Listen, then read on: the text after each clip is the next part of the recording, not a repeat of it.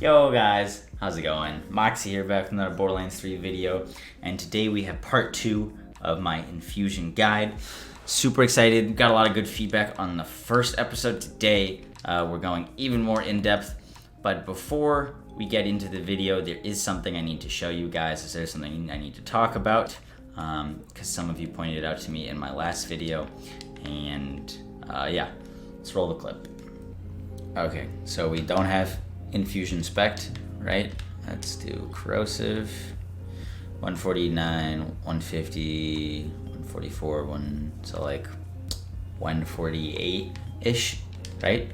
Without Infusion. If this could stop, great. Now let's back into Infusion. Let's match corrosive here. So what this means, guys, is Infusion was fixed. Okay? Infusion no longer overrides the dot completely. However, you only get 60% of your dot damage when you're matching elements.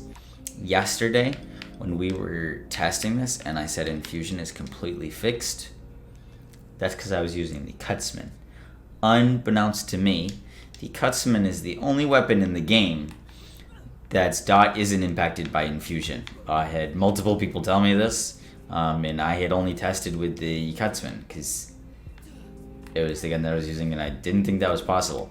But the Cutsman is not impacted by Infusion, so if you want to use the Cutsman, it's fine. We'll be talking about when to use Infusion and so on and so forth in this video, but you are losing 40% of your dot damage when you are using Infusion with a matching element. It is no longer completely overriding the element, so that is nice, but you are losing damage.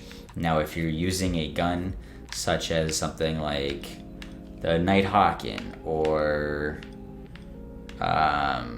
like the Brainstormers, something that like you really don't care about the dot damage because the dot damage is so small, you can kind of ignore this, but you are going to be losing damage matching elements with Infusion still. That is unfortunate because I was really excited about it yesterday, but we were using the Cutsman, and apparently the Cutsman is the only weapon that doesn't get overridden or doesn't lose dot damage to Infusion. So yeah. So I apologize, guys, for the miscommunication and misunderstanding on my part.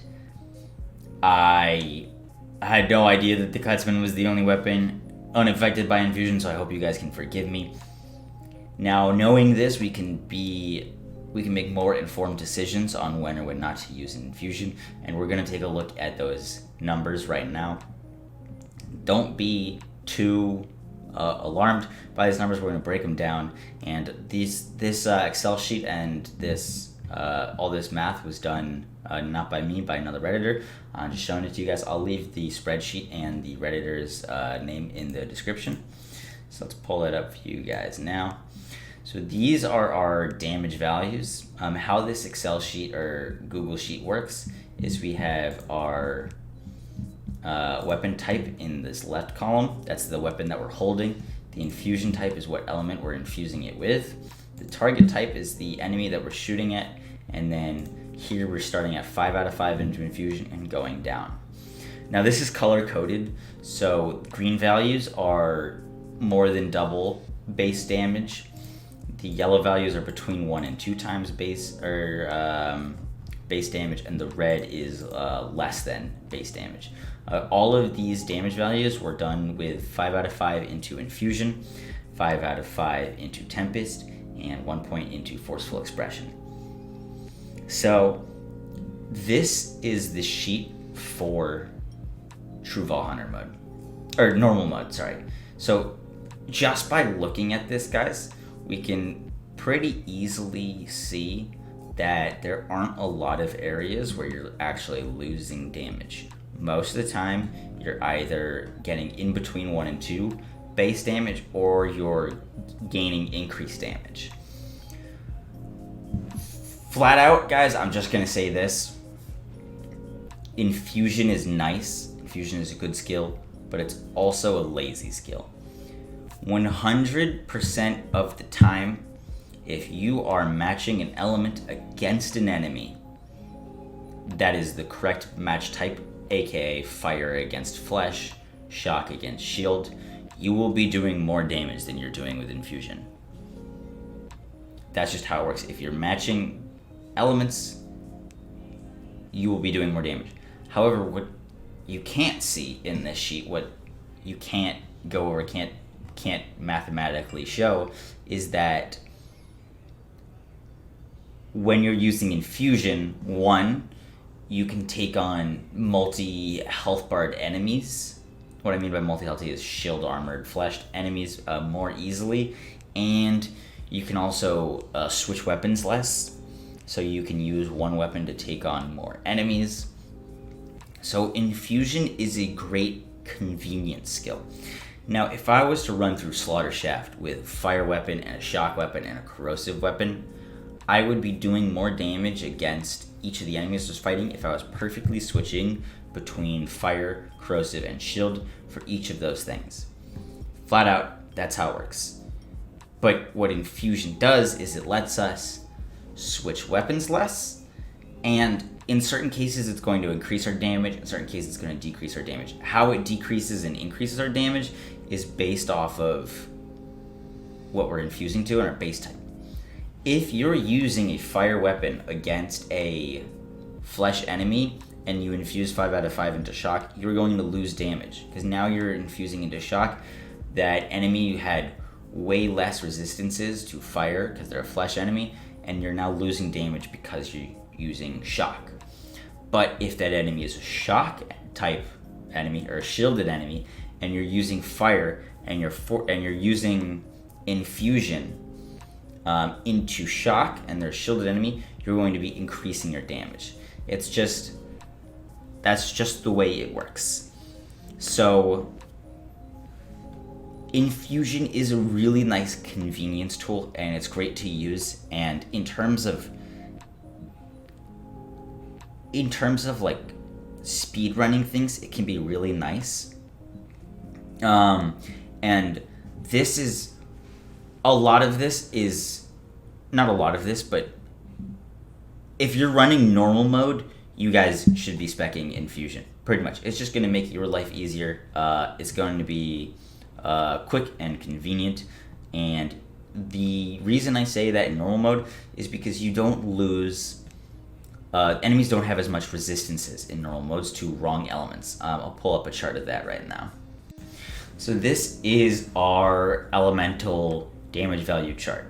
Now, for example, if we look across fire is going to be doing 150% bonus damage in normal mode, and then 175 in True Valhunter mode when you're matching types. For example, but however, when you go into shielded enemies, you're going to be doing 70% and then half as much damage. Same with armored type, 70% in normal, and then 50% in True Valhunter mode. So once you get to True Valhunter mode, you are penalized more for using wrong elemental types. Losing half your damage is a big hit. Now let's switch back over to the damage values, right? So this is normal Vault Hunter mode. Look at how much yellow there is, how much green there is, and how much red there is. This is what happens when we switch to True Valhunter mode. So because True Valhunter mode, you run a greater risk of losing damage. From this chart, you can clearly see that there is a lot more red, and that red means that we were doing less than our base damage. Our base damage, by the way, is 1,000. For all of this is 1,000. So let's go into something like this. So we have fire here, corrosive, infusion type, shooting an armored enemy. So because our element we're using doesn't match, and we're infusing to corrosive, we're going to be doing more damage. However, if you just switched, so here's fire, corrosive, we're doing 1832, right? With 5 out of 5 in infusion. But if you used a corrosive weapon with corrosive infusion or no corrosive infusion, you're going to be doing almost double the amount of damage. So while you're increasing your damage while infusing into corrosive with a fire weapon, if you simply just match types, you're going to be doing more damage. Now what this doesn't take into effect is what I said before, is you could be shooting at an enemy that is armored and flesh, and you could be doing this fire corrosive combo and go through his armor with your corrosive infusion and then shred through his health with his flesh with the fire base type. So that's really nice. It's very convenient. You can proc 2 dots. You can double proc Violent Tapestry, which is nice if you're using Violent Tapestry as a skill. And it speeds up your time if you aren't trying to switch weapons. However, once again, if you can switch weapons, if you have weapon swap speed, or if you can match elemental types, you don't need to use Infusion. Infusion is also a great skill for early game and leveling, because when you're using Infusion, you can just swap around your action skill element to match enemy types if you don't have good elemental weapons yet. So that's really nice. Now let's head over to this. So guys, next we're going to talk about what element you should be infusing into and combos. So if you look here, this is our corrosive infusion against all enemy types. Just take like a little mental picture of this, right? Now we'll scroll down to fire. Here's fire. So this column is 5 out of 5 into infusion. So a lot of damage penalties, right? A lot of damage penalties infusing into fire. Now let's go down to shock. Now you could see almost immediately, guys, if you are going to be rolling infusion and you don't want to switch weapons a lot, shock is going to be your most consistent infusion type.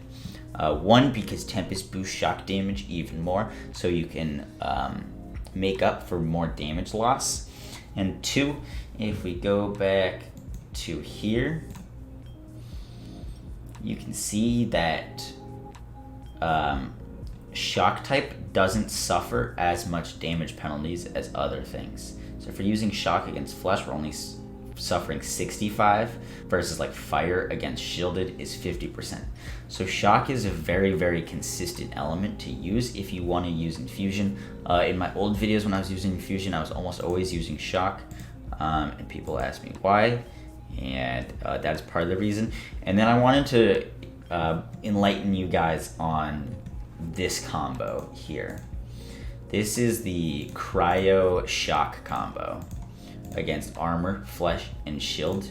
And as you can see, Cryo and shock is very consistent across all 3 here. If you go to anything else like fire and shock, you're going to get some negatives. You're going to get some big decreases there.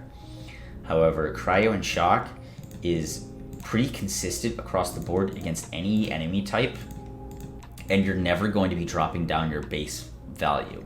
So if you're looking for a very consistent combo to use, you don't like switching weapons, Cryo and shock is going to be your go-to.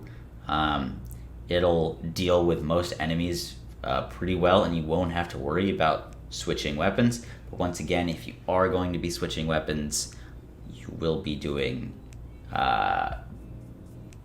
you will be killing things faster, technically. So that was it for the video, guys. I hope you enjoyed. I hope you learned something new. I will be leaving this spreadsheet and the original post down in the description. Hope you guys enjoyed. Hope you learned something new. I am toying with the idea of playing the Outer Worlds on stream and maybe making some videos on it. If you guys are interested in that at all, let me know. I got a free code to play the game on PC when I bought my PC. So let me know if that interests you. We're also going to be playing Moze on PC. We're starting a fresh Moze character, so we'll have builds out on that. We're not like done with Borderlands in any sense of the way, but like that's not even the right phrasing. But still be playing Borderlands, but I would be curious to see if you guys would be interested in some Outer Worlds videos. So have a good one, guys. Peace.